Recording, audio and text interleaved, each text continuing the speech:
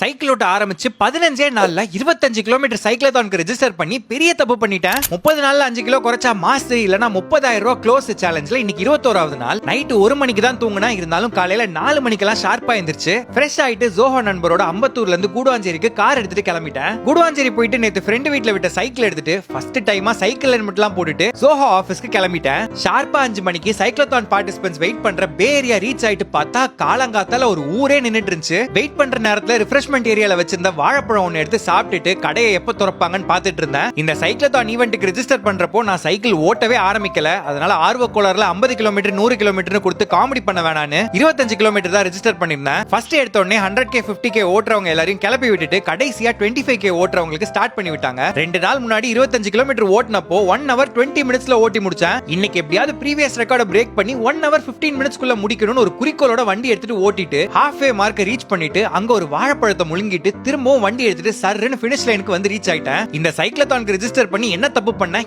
எவ்வளவு டைம்ல ரைட ஓட்டி முடிச்சேன்னு தெரிஞ்சுக்கிறதுக்கு முன்னாடி என்னதான் மெடல் எல்லாம் கிடைச்சாலும் நீங்க சப்ஸ்கிரைப் பண்ற மாதிரி வராது. ஒரு சப்ஸ்கிரைப் மட்டும் பண்ணி விடுங்க. இன்னைக்கு 25 கிலோமீட்டர் 1 hour 10 minutesல முடிச்சிட்டேன். டார்கெட் அச்சீவ் பண்ணிருந்தாலும் மனசுக்குள்ள ஒரே ஒரு வருத்தம், 25 கிலோமீட்டருக்கு பதிலா 50 கிலோமீட்டர் ரெஜிஸ்டர் பண்ணிருந்தா இன்னும் மாசா இருந்திருக்கும்னு தோணிட்டே இருந்துச்சு. திரும்பியும் சைக்கிளை கொண்டு போய் ஃப்ரெண்ட் வீட்ல விட்டுட்டு வீட்டுக்கு வந்துட்டு அப்பாக்கு நினைவு நாளுக்கு சாமி கும்பிட்டுட்டு டே முடிச்சுட்டேன்.